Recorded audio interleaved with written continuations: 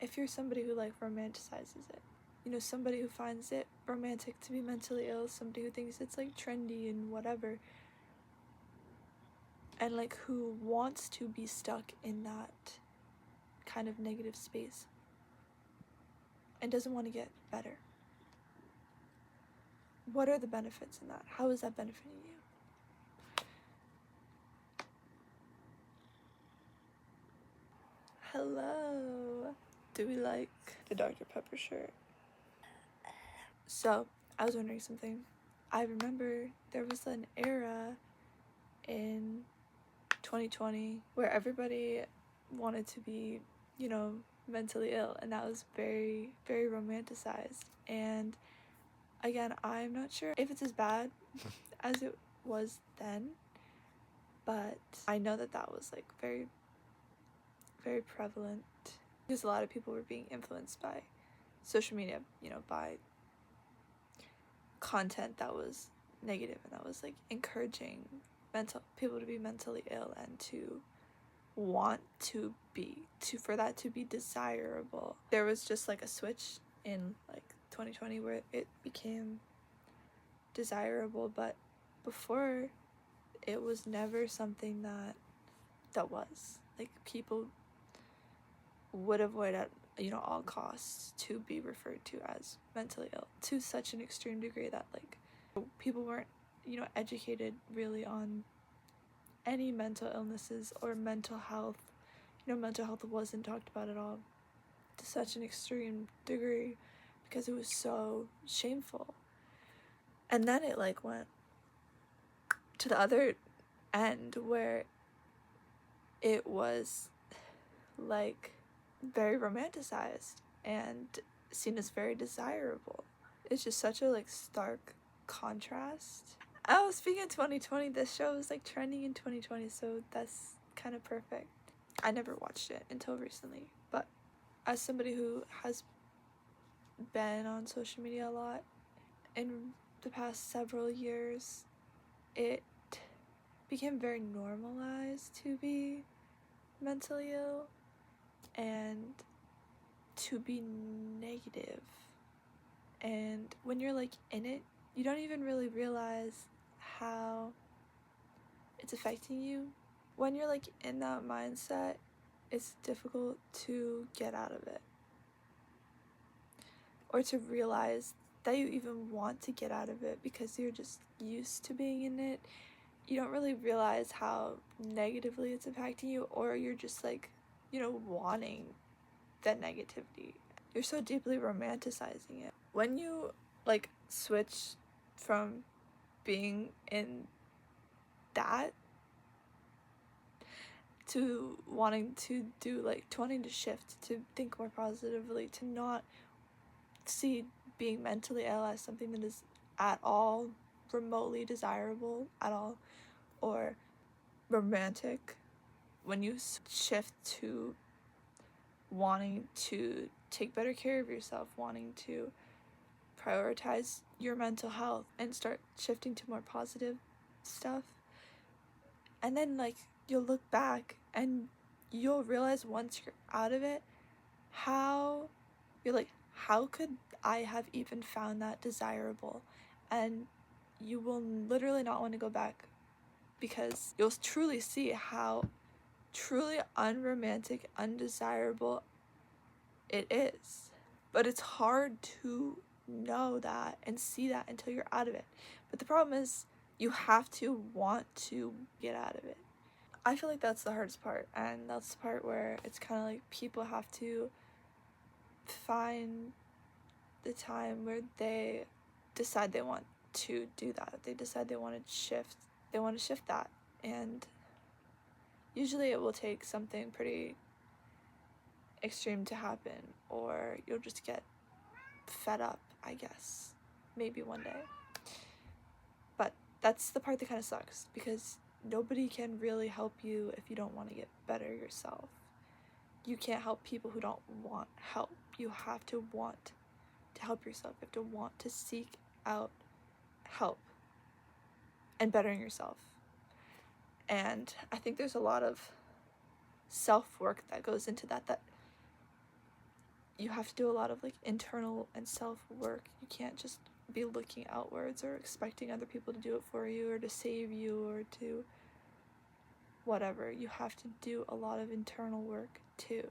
When you get out of it and then you realize and you shift your mindset, you like look back and you realize how messed up it truly is, that it is so romanticized and that you used to find it so desirable, or just you were so stuck in that you didn't want to change.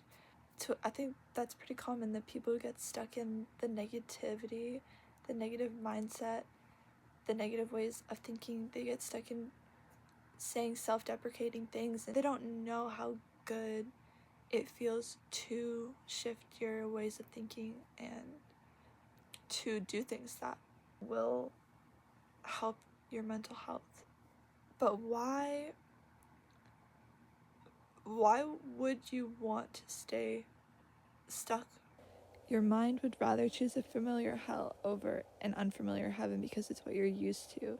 It might even be uncomfortable to choose the unfamiliar heaven at first, but in the long run, it's worth it. All of the things that your body does just to keep you alive, all of the little things and all of the little things that had to occur for you to be here, it is a miracle, which is why you should want to love yourself and take care of yourself. When you look at it that way, why would you want to be mentally ill or do things that are harmful or speak in ways that are harmful to yourself? I know I'm not saying mental illness is a choice, but I think there are things that can be done for a lot of people that will significantly help their mental health.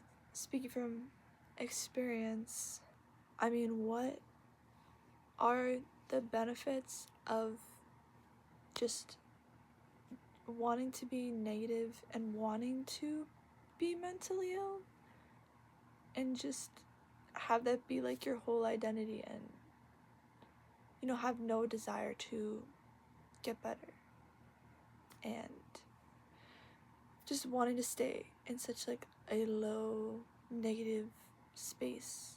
What are the benefits in that? How will that benefit you in any way, shape, or form? Your words are powerful, and the way you talk about yourself is powerful. I've seen people say things and then it became true. People who just would talk so bad about themselves and talk down on themselves so much, like just have such low self-esteem, it would literally manifest into their reality. Like they would be like, nobody likes me, this person's gonna leave me, or everybody hates me, you hate me, and they will literally make that true.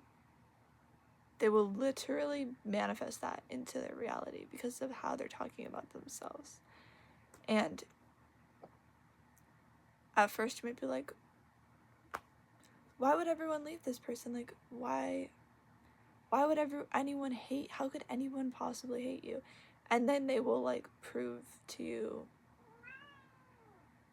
They'll prove to you why that is. So your words are powerful. How you're talking about yourself matters. If you're talking negatively about yourself or if you're talking positively about yourself, it's going to manifest into your reality. And your perception of yourself, how others perceive you, this is just true. If you look in the mirror and you tell yourself, I am beautiful, versus if you look in the mirror and when you see your reflection, you tell yourself, I'm so ugly, you're going to feel like which one you are telling yourself. And you're going to notice, if you start regularly telling yourself, oh, I'm so ugly and blah blah blah, you're going to continue to look in the mirror and you're going to continue to feel that way about yourself, and other people are going to feel that way, or other people are going to sense that you sense that, like they will sense that negative way that you're perceiving yourself. Even if it's not true, they will pick up on how you feel about yourself, like the energy, how you feel about yourself, and it will affect how other people are perceiving you too. That's why people who have confidence are so attractive. You know how you see like on social media these like guys who pull these like gorgeous girls, and you're just like, how on earth did this man pull this woman? And it's gotta be because he has confidence, because I, I feel like that's gotta be what it is. Like, confidence does so much. If you are confident, you are like just automatically 10 times more attractive. Yeah, how you see yourself, how you talk about yourself aloud, how you think about yourself in your head will reflect on how other people see you, and also on how you see yourself. So it's like, do you want to see yourself as... It depends so much on how you think about yourself. Self-deprecating humor, it's such a popular type of humor. You'll see it everywhere. People in real life, you'll see it on social media. People are constantly making self-deprecating jokes. It is like extremely popular to do that, to say things like, I'm gonna myself. That is such a popular thing to say, and I don't understand why. And it also, because it's so, number one, it's pretty much the most negative thing you can probably say about yourself. The least self-loving thing you can say about yourself, and I mean obviously, but people say it at every like minor inconvenience, and it's like also desensitizing the word and the extremity of what is behind that sentence. It is such an extreme thing to say, and in such an extremely bad way to talk about yourself, a negative way to talk about yourself, that's like so normalized. And you might think like, oh, whatever, it's just words, but like I was saying, words are extremely powerful, and if you're saying that about yourself, your brain doesn't know the difference between reality or when you're joking. Even if you're saying it as a joke, your brain doesn't know the difference. Since we like shape our reality with what we think, and what we say matters. I've heard you should be careful about what you say, because it really does matter what you speak aloud into the world. Words are very powerful and meaningful, and it can be true in both ways, for good and for bad. Words are very meaningful and very powerful. There's a lot of power behind your words, so I think it's very important to be very cautious and very careful about how you speak about yourself.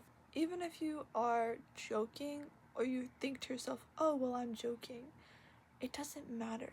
Even to say a joke, your brain doesn't know the difference.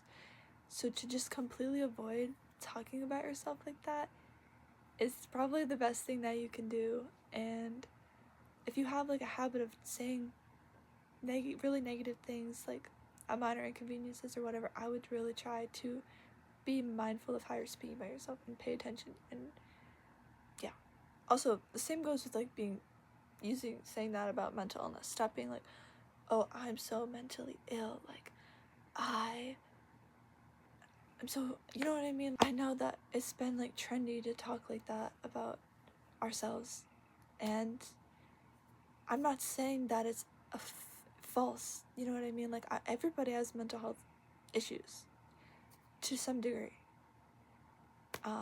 Like as somebody who has had like a panic disorder, for example.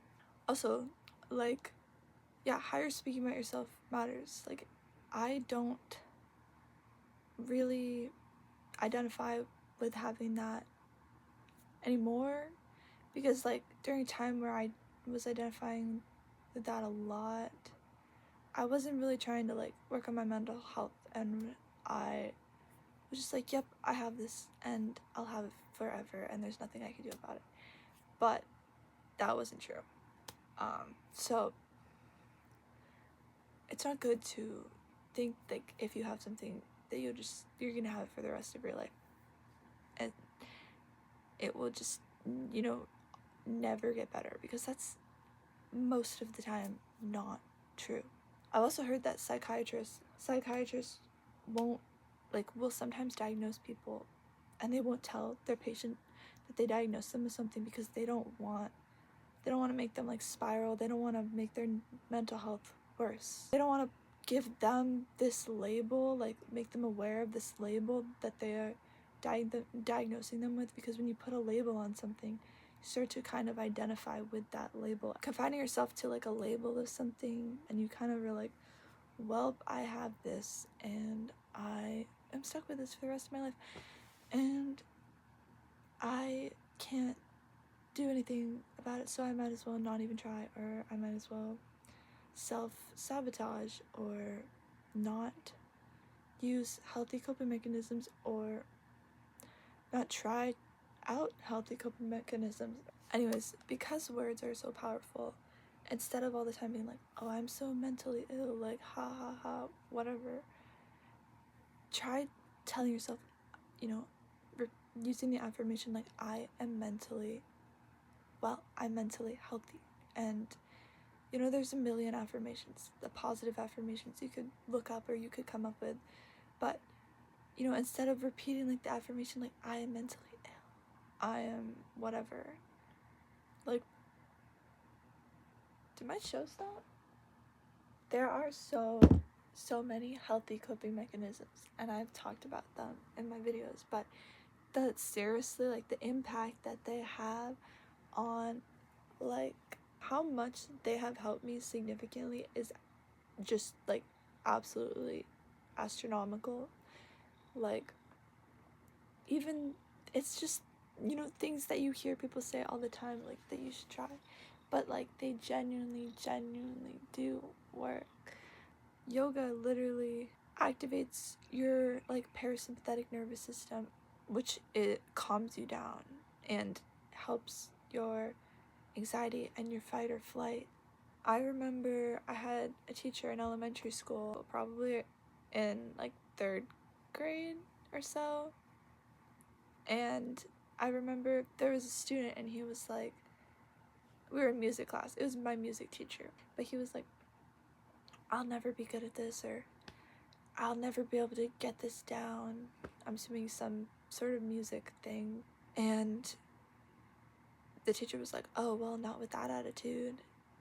And at the time I was thinking, that makes no sense. Like, why would your attitude